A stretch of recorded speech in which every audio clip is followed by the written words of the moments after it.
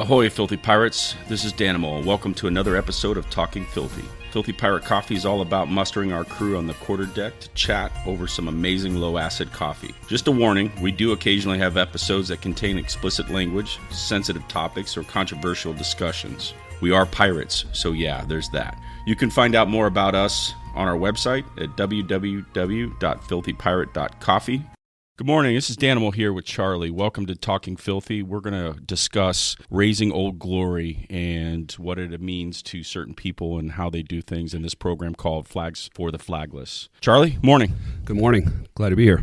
Give us a little bio of you and your program, and we'll dive into the program after that, but just give the listeners a little highlight as to what you've done in the last 20 years of your life. Last 20 years of my life, I have been in law enforcement. Day one, phase one, you get out of the academy and they pair you up with your senior training officer. My first day out was 9/11/2001. That's how my career started. And that's it. I've been in law enforcement for the last 20 years. I come from a family of military folks. My father was a Marine who's now passed, served in Korea. Military background in the family, not so much me, but law enforcement has been my career 20 years. So family dedicated to military, and then your first day as a law enforcement officer is when the towers fell. Correct.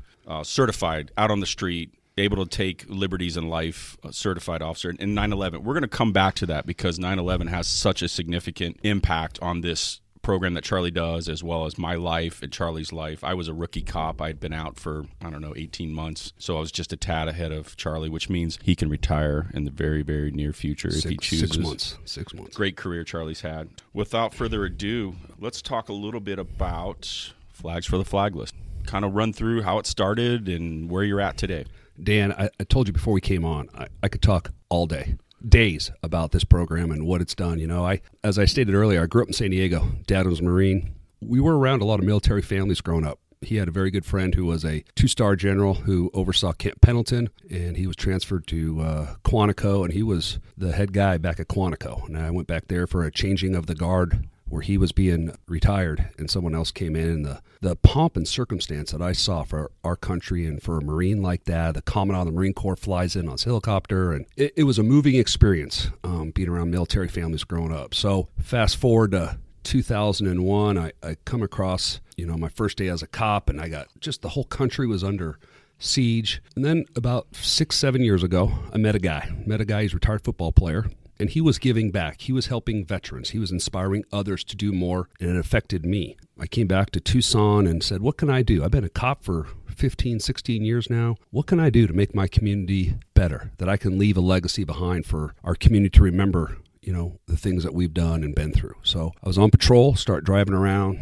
my beat, and I start seeing empty flagpoles. I see empty flagpoles at the Benjamin Plumbing Building downtown. I see empty flagpoles outside of the Chase Bank Building downtown, and Somebody 100 years ago said it was a great idea or wanted that flag up. Why? Why does it stop? Why did we stop doing that? And then I just kind of started to get the ball rolling from there. So you asked yourself, why did we let the flag disappear from this flagpole? Why are we not putting the greatest icon of what our country is, red, white, and blue, up in the air every place that we can? And so your brain is ticking. Every flagpole has a story, right? Some of these flagpoles maybe didn't have rope on it. And if you're a small business owner, to try to re-rope a 16, 20-foot flagpole, you got to get a bucket truck, or you might have to get some sort of scissor lift. That costs money, right? Other people that I've talked to didn't even know they had a flagpole. This is a flagpole, Dan, that was maybe 20 feet outside their parking lot. Walk by it every day. We didn't even know we had a flagpole, right? So there's different reasons why these flags weren't being flown. And I just wanted to figure out some sort of concept where if I approached a business owner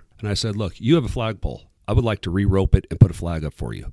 It will cost you nothing. I wanted it so that the small business owner didn't have to come out of pocket for anything, and it worked. I started connecting with people, and more than a few people wanted to help out, and that's where it started. So you mentioned businesses. Do you do residential? Let's say older folks that are retired, it's very hard for them physically to get out there and put up flags. Do you do anything like that as well? I do. I don't install flagpoles. I want to make sure that that's kind of evident. I'll redress a flagpole. I'll hang rope. I'll put up a new flag. And yeah, certainly elderly folks, if there's, and that's happened more than a few occasions. Neighbors have got a hold of me and said, hey, we have a widow that lives on the corner of my street who's alone. She has a flagpole. Her husband's passed. She just needs a new flag and some rope. I'll go over there. no problem. Put it up, help her out, and keep going. That's amazing. So important, especially to, certain people that, when you put them up in your residence, it does mean something. There's usually some significance behind it, some impact to the family in one way or another. And so I would personally, I know when we had a flag at our house and it got ripped up on some winds and I couldn't get it up reinstalled for the 4th of July and I was scrambling to find one. This was years ago, kind of a nightmare. And then the HOA gave us a bunch of trouble for it because we didn't have a permit, because I don't, listen to anybody. I do what I want. And that's pretty awesome that you can help them out. A little bit of stats. How long you been doing this? First flag went up on Flag Day, June 14th, 2014. Working full-time, law enforcement, almost 7 years later, I've put up close to probably 150, 175 flags throughout the state of Arizona. What I thought would be this little project where I could, on my days off, just kind of go out, redress a couple flagpoles, go back to work, has turned into something, as we were just talking. I could do this all the time, Yeah. You could probably get to a point, if you did retire, you could probably work your way into installing flagpoles and doing the whole shebang. I could, yeah. It's a time and money thing. I never thought I'd be here with you. I never thought I would meet Senator John McCain. I never thought I would. So many stories, the things that I've been through, I never could foresee happening. So anything's possible. Yeah, for sure. Some stats. How many flags do you think if you know the number, what I know for schools. So what turned into, again, what I said was just flagpoles, about 150, 175 just in the state of Arizona. I have given flags to people in Indiana. I've given flags to people in Kentucky, schools in Kentucky. I've given flags to fly. Florida recently, I sent a flag out to a school in Florida. Nationwide, 200, probably 200 flags nationwide. Then it turned into elementary schools. Middle schools here in the state of Arizona, by law, are required to have a flag in every classroom. I didn't know that. I didn't know that. Nope. So if you're a public school, Arizona public schools, middle schools, K through 8, K through 8, you have to have a flag in every classroom. State law says. Yep. Ooh, that's interesting. So I started this program, didn't know that. Yeah. Guess what? People start reaching out to me. TUSD has no money. The money that the teachers need for their rooms is coming out of their own pocket. Can you help? No problem. I found a donor here in town who says, Charlie, any school in this city that needs a flag in its classroom, I'll pay for. No problem. If you don't mind me asking, what's the average cost, let's say, to outfit a classroom with, what's the size of the flag and what's the average cost? Just in case we have other donors that want to get in on so the classroom flags, bulk, if you're buying 20 or more, comes out to be about $12. $12. That's the $12 per unit. Per flag, yep. Yeah. So that's the flag, that's the short black staff, and I'll get wall mounts for them. So the whole package is probably about $12 to $13 per flag. An average school, 20 classrooms? Do the math there is how that comes out. So really, it's not a lot of money to put a little American pride in every classroom for the next generation to look up every day and to see what has been built in front of them. And so that's the way I view it. And I tell people, too, it's not only the next generation. How long does a sterile flag stay in a classroom? 20 years? Yeah. You're talking generations of kids that are coming through, looking at that flag every day for years to come, right? That's a powerful thing, I think, so. Kind of specify, because we're going to get into this. We're going to talk about those that do protest the flag in different ways. When the educational system and kids, I want you to question America. You should be questioning. If you're not questioning what we're doing as a country and governmentally, you're looking up at that flag with pride, and you're not asking yourself, are we doing the right things as a country? If you're a 10 or a 12-year-old, I think we're failing kids. You should be asking. Their brains should be ticking. That's just the world according to Dan. You shouldn't just symbolically look up at the flag and just say, everything is great. We love this country. You should love the country, but you shouldn't just take it as it is. You should question. So that's just my opinion of where I think the educational system can have a great impact with the flag, is get the kids thinking, talking, questioning where we are as a country every day, because that's only makes us better in the long run. So Charlie does a whole bunch of classrooms. So if you're out there for literally $13, you can help those kids shape their generations to come by being proud of their country and also being inquisitive about where we have gone and where we're going. You mentioned some donors. Let's talk a little bit about partners. Anybody helping you? Are you doing this completely solo, or you got businesses helping you? So yeah, I've got a few partners. The biggest partner that I want to acknowledge is Tucson Electric Power. TEP. I was able to do about 20 to 30 flags on my own that didn't require a bucket truck. Contacted TEP about my 20th flag. It was a huge flagpole there at Prince and Oracle. It used to be a flooring business. I think now it's a construction business. Yep. But you could see that flag for miles around. It's ginormous too. Yeah. Like it's huge. So that pole is probably about 70 feet tall. And what am I going to do, Right. Reached out to Tucson Electric Power. They loved it. They loved the idea. Those guys are veterans. Most of those guys that work the lines. linemen, yeah. Yep. They're union guys. They're proud of America. They're proud of what they do. Help a small nonprofit foundation raise an American flag on this 70-foot flagpole. TEP was all about it. TEP has helped me probably raise another 50 to 60 flags. They just... That you would not have been able to do physically. They will pull a truck out of service, and I'll identify maybe 2 or 3 flagpoles, so I make it worth their time. Right. We'll just knock out 2 or 3 flags, and it takes literally more time to set the truck up than to re-rope. Re-rope's easy. Get in a big truck, level it, set it up, run it, put the helmets on. You won't put the safety gear on. But without TEP, they're huge donors. Another good donor of mine, a gentleman by the name of Paul Volpe over at Nova Home Loans. Okay. Paul is a good American, to say the least, and he has stepped up and helped my program quite a bit. Yeah, if you go online, you'd look, I've got Riley Pizza. Those folks down there have been a big help to me. Hamster Heating and Cooling. Everybody just wants to help in some way. There's veterans all over, small businesses here. They understand how great this country is, that they're able to start their own business up, do what they do. So I've got,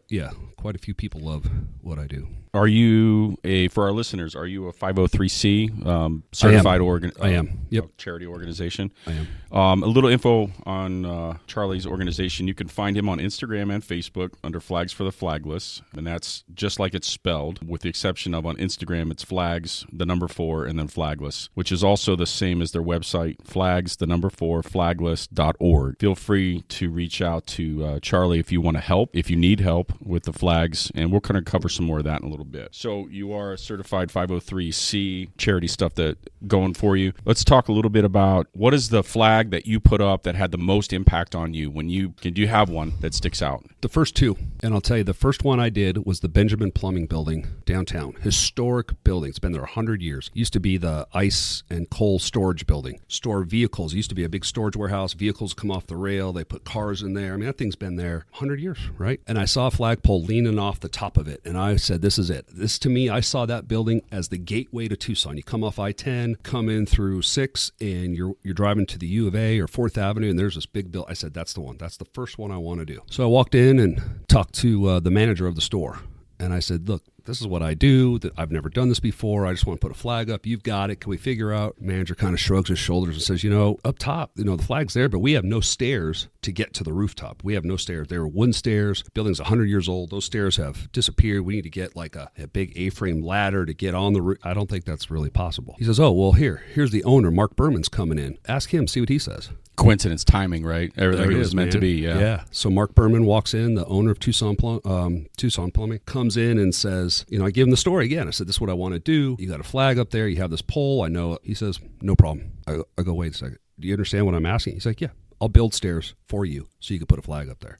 Build stairs in his own building. Yeah. He built corrugated metal stairs so that we could access that flag. I mean, are you kidding me?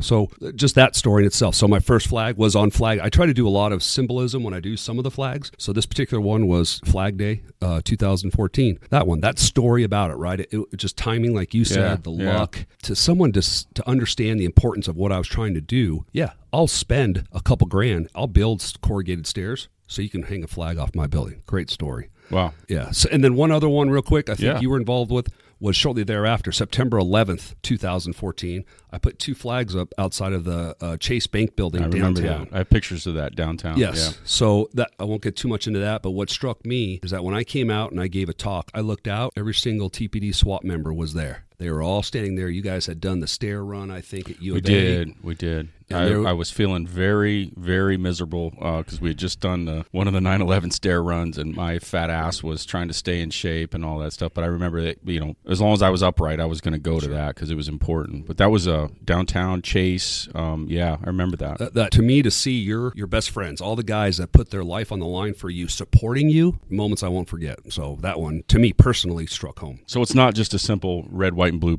piece of cloth. It represents a lot more. We're going to wrap up this part about Flagless with Charlie here with a question of what's for the future. I want to be more prominent outside of Arizona. My goal is to retire here in the near future. I have a brand new car. I want to go out. I just want to travel the country. And in doing so, take a box of flags with me, various sizes. And if I see a flagpole in Provo, Utah, or I see a flagpole in Sioux Falls, Iowa, or I see flags anywhere, just, hey, This is what I do. I'm a retired cop. Put up some flags, right? And then, I'm looking at you here with this podcast. Why couldn't I do a different story about the flags that I've raised, right? Here's a story about the first flag I did. And maybe the next month, another flag. These flags that have importance to them. So just being more involved. It makes me more than happy to talk about the flag, our country, the people that I've met like yourself that are veterans that have given so much. Continue that. Expand it outside of Arizona is what I want to do.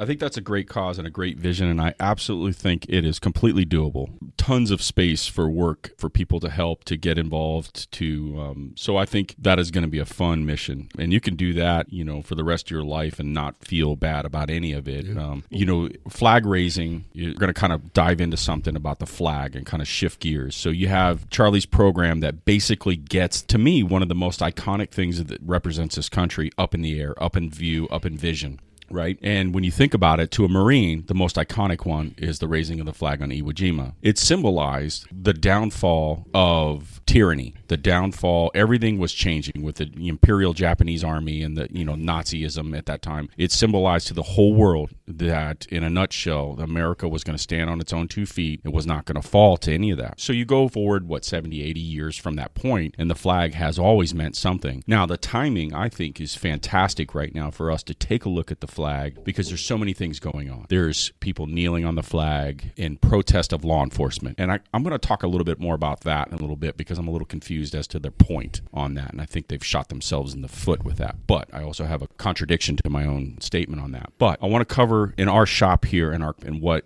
the flag raising meant. So when we got this shop last September, we got the keys the first week of September. We started painting as a family. So I knew I was going to retire. It wasn't quite out yet with my law enforcement agency, but we knew that was the plan. In November, I was going to retire. So we opened the doors and we started painting. And I was like, man, you just when you start and there's bare walls and the paint's ugly and everything's ugly and you're working on it. The one thing I said, I can't do this without Old Glory hanging on the wall. That has to be the first thing that goes in the shop other than paint on the wall. So I reached out to Charlie. I said, hey, I know you're busy and I know there's other important things that deserve a flag. Would you mind doing a flag and donating a flag that we could put up here, represent your company and so forth? Without hesitation, Charlie says, yep, well, let's do it. Let's do it 9/11, which was even more significant for me. So the very first thing that went up in our shop is a really nice big flag that hangs from our ceiling. It's the first thing you see when you walk in our shop. It was placed on the wall as the very first item in this store on 9/11/2020. So for me, as a rookie cop watching the towers fall, as a military veteran, as a father who's got a son that's enlisted and leaving for, God knows what the world has for him as a U.S. Marine this summer, that flag represents that part. But here's what it also represents to me, and I'm kind of on a long-winded, feel free to chime in.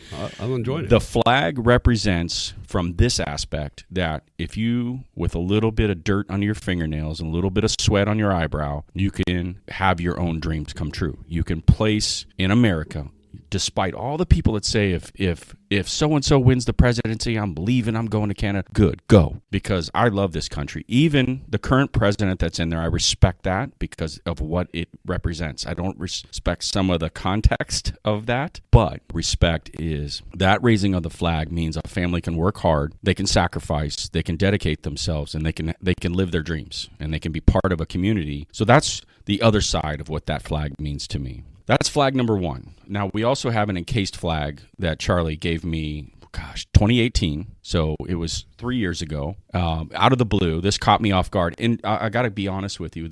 At the time that you gave me this flag, I internally was struggling with just staying in law enforcement. I was tired. Lots of boo-hoo-hoo shit in my life at that time. So when you reached out to me out of the blue and said, I want to award you this flag that was a service member's flag that had flown over the U of A. The flag belonged to Lieutenant Colonel Gerald Brick Farrell, who was a World War II veteran who flew in Fiji and Europe.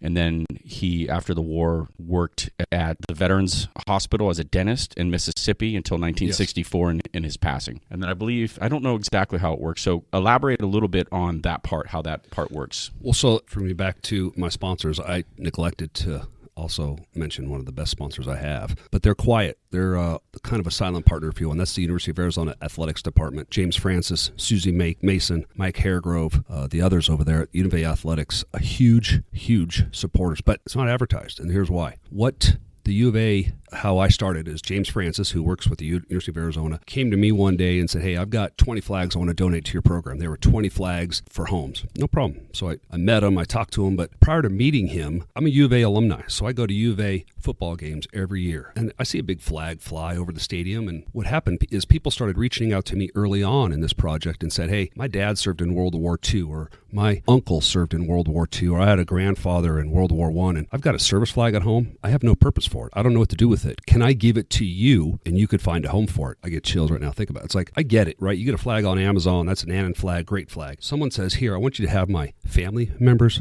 That was on their casket? Yeah. Yeah. It's a thank you from our country to the family for what that family member did, right? Moving, very moving. So I approached U of A and said, hey, you guys fly an American flag at every home football game. Why not fly a different family's casket flag at every home football game? Yeah. James Francis is like, oh, are you kidding me? That's a great idea. Here's what I'll do is I'll give 4 tickets to the family and a parking pass. You decide which family wants to come. I'll have them on the field. No mention of it. Nothing on the billboard. Nothing. But just quietly on the field. And when the national anthem is sung, they're on the field watching the flag. It's a very moving experience, right? You talk to some of those people, and it is. I got to experience that. So my flag flew, and I say mine because I own it now, and I don't own it because it belonged to him, but I own the responsibility of making sure that Lieutenant Colonel Farrell's existence in his service is made important to the rest of the country. Called upon during a time of need, and he did it like many hundreds of thousands of other men. So yeah, that flag is on the wall to represent that. But also my family and I got to go on the field. We looked up at the flag as it was flying, and then it was just a moving experience to be, one, football is, near and dear to my heart in so many ways with my son playing and me playing. So that was cool. The U of A, it's home. My wife's an alumni, and then obviously the military connection. So that's our second flag that we have in our shop, and it's super, super important to understand. And I get customers in here all the time, and they'll look at the engravement and they'll ask me about it, and I kind of explain the story, and they're moved by that as well. So I think that's an amazing program. How cool is that to know that we're all connected in this country in one way or another? I never met Lieutenant Colonel Farrell's family, but we carry his flag in pride. So those are the 2 flags that we have. That's what it means to me. I'm going to kind of dive into this since we're on this topic just real quick, and we could probably talk about this all day. How do you feel, Charlie, about specifically the sports, the NFL, NBA, people kneeling during the national anthem? What's your personal feeling on that? Well, I've got a couple of different feelings about it, and it's changed once I started this program as well. But, first and foremost, it was hurtful to me because of the stories that I have, the people that I have met, the veterans' families that I've met. Some of these guys that were killed in action, the last thing they saw was an American flag, maybe on their medic's uniform, an American flag, in a helicopter, they're being evacuated. It was hard. It was hard to see that. I tell people, I said, in what other country in this world could an adopted child get to college for free, play in the NFL, one of the greatest athletes probably in the world is an NFL football player, everything in this country, and then to take a knee because you're not happy with how this country is. If it wasn't for this country, that young man wouldn't be on that football field. Where would he be? I don't know. But then you start talking to veterans. Ask them about it. And they made a good point. They're like, this is what I went to war for. This is what I signed up to do. So that if people choose their freedoms, right? If they want to kneel on a flag, that's fine. And I agree with that. So what I did, I turned off the TV. You want to kneel for the flag and you're going to allow this, whether it's the NBA, whether it's NFL, no problem. I'll turn it off. I don't have to watch. I won't go. That's my right as well. Yeah, and we were just discussing this morning, and I'll get my point in a second. And I think that's a really logical sequence to kind of process through. But we were talking about this morning, there was an article, and I'll let you kind of elaborate on that on the U.S. soccer team. Yeah, so, we were talking briefly about, what it means to kneel for the flag. And I just happened to see an article today, and let me see if I can pull it up. The headline, it says here, long story short, U.S. Soccer had a board meeting to vote on the players being able to kneel for the flag. And the vote was to repeal it. I guess currently they are allowed to kneel for the flag. There was a vote by the board to repeal it. One of the board members stood up and gave his opinion and basically saying, look, I think this is a terrible idea. I think players should stand. It shows a sign of disrespect for our country. And I'm paraphrasing. And shortly thereafter, that board member was released from his duties. So, even it's unfortunate. You speak up. You want to defend the flag. In a professional setting. In a professional setting. He wasn't calling names. He wasn't calling names. Wasn't right. Screaming. Wasn't ranting. He just spoke his mind. And so what does that tell us now? In this country that is known for its freedom of speech, you're going to lose your job for how you feel, for how you voice your opinion? That's a problem. See, this is where it starts to become a problem, where people will shut you down if you don't agree with their point of view. So that's a problem. Interesting concept that we could dive into. So we want to use the First Amendment. I say we, the soccer team, the board wants to use the First Amendment, the right to free speech, to protest and kneel during the national anthem. But one person that, basically goes the other direction doesn't have the First Amendment right to do so without losing his job, without cancel. I call it cancel culture, that, the thing that you're hearing about. It's very interesting point of view on that.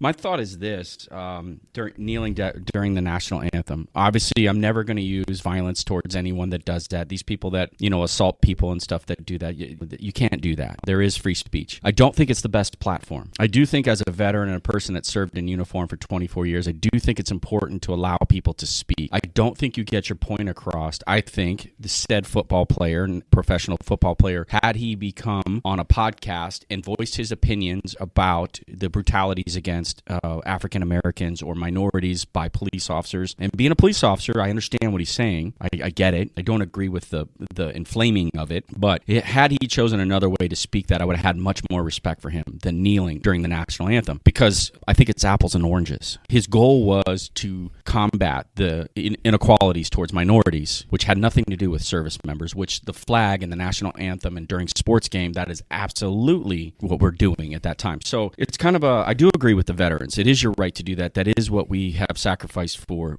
But also, I don't think you got your point across in a logical, meaningful way. Well, and look what happened to the NFL and their ratings. You can attribute that to whatever it is. I watched 2 games this year for the first time in 30 years. And I got to tell you, I don't really care to watch football. And it's not because I'm trying to cancel culture. It's just I don't like where we went as a country with that. And I don't like, I think it's not indicative. We need to go in a positive direction, not incite anger and doing things like desecrating the flag and burning it and standing on it.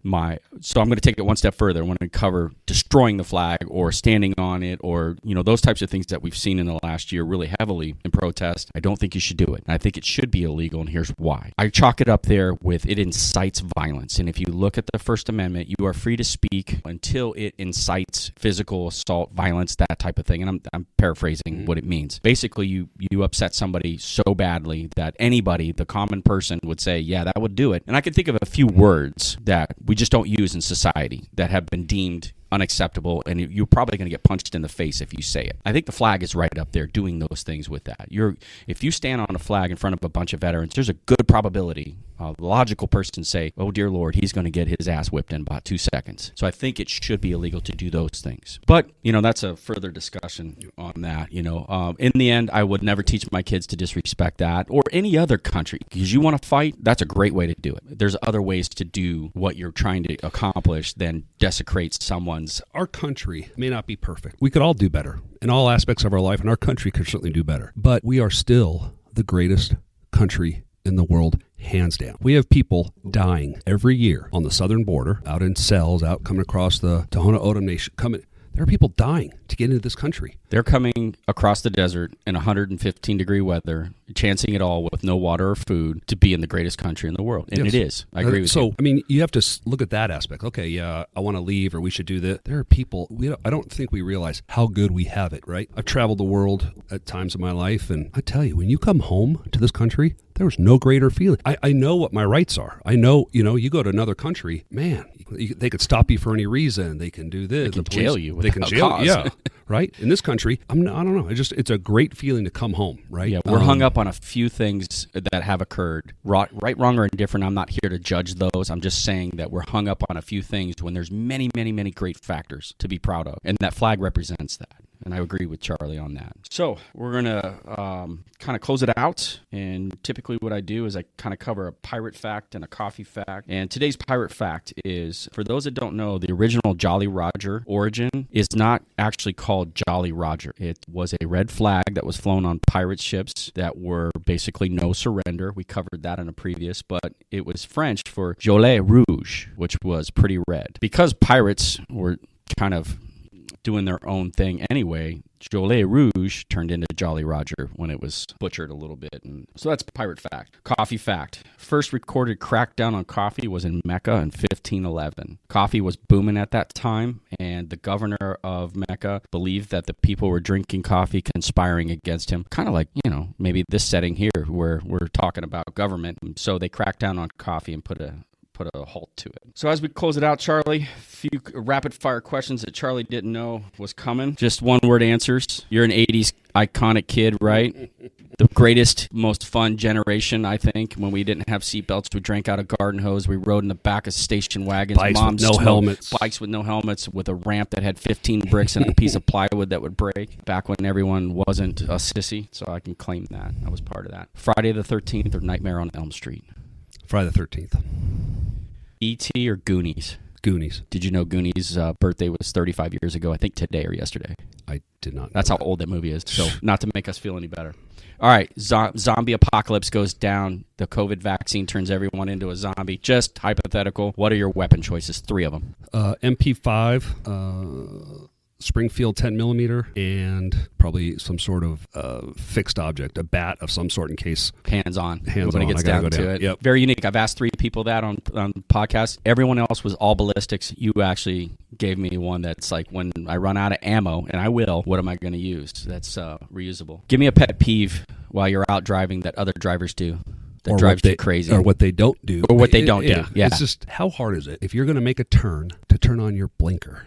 It is your goddamn turn signal. And it's the right turn into, because you're braking. So is there something in the road? Are you braking because, you're running out of gas? What's going on? Oh, I want to make this slow. Like, turn on your blinker. Give me a heads up. But otherwise, all I'm seeing is brake lights, and I'm stuck. So use your signal. Yeah, damn it. Signal. That's it. All right. One last question. Looking back, hindsight 2020. What do you tell 18-year-old Charlie that you know now that would be good advice for 18-year-old Charlie? Never give up. Never give up. When things get tough, and I just made a post about this, Robert Schuller had a great quote, things will get better, right? You're going to go through some tough times in your life, whether that's a death in your family, whether that's a traumatic experience at work. Just know things will get better, right? I had a family member that passed away early on in my life. I feel for families that are going through tragic events. They have to know that things will get better. Some days are better than others. And that's a quote that I told Danny that I kind of live by now. But have faith, have hope. Things will get better, right? Dire days are not here forever. And just continue. Think positive, and positive things will happen. You will persevere. Keep your head right. Drive on. So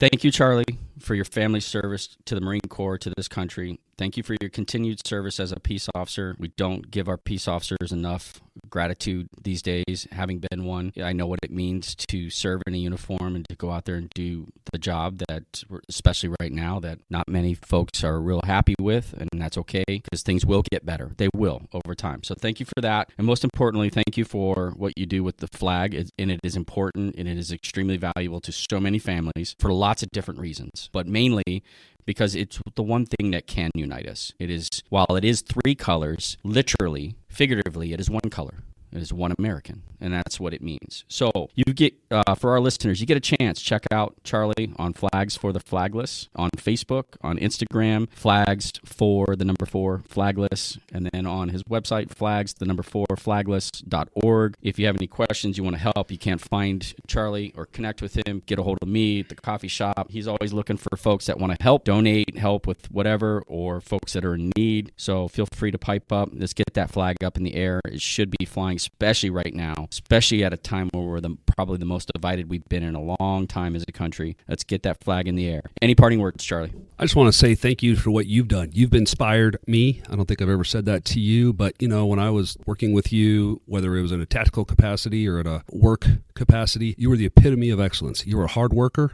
You are dedicated, and just like what I stated, you never gave up. You're a hard worker. You're an inspiration to others. You are missed at the agency that we worked at, but I'm thankful to know you as a friend, and you are a great person to look up to. So I want to thank you for everything you've done for the community as well. Thank you, Charlie. That means a lot. Like I said, the flag came through 2018 for me when I was in a really rough spot personally and mentally. So it does mean something. So when you get a chance and you're out and about and you're having a tough day, and you don't feel very excellent, and you don't feel like you're important to people, and you don't feel like you're having to just look up in the sky. It's up there, and it will show you that, hey, the 19-year-old Marine can throw himself on a grenade. The 18-year-old kid can storm the beaches of, Iwo Jima, Normandy, whatever the case is, and there are thousands out there. The firefighter fighting the fire, the nurse working in the hospital, on their, 19th hour when COVID is really slamming everyone. Those are the people that I say we're all one color. We're all one flag. With that said, today's coffee was our San Granel Light Roast that we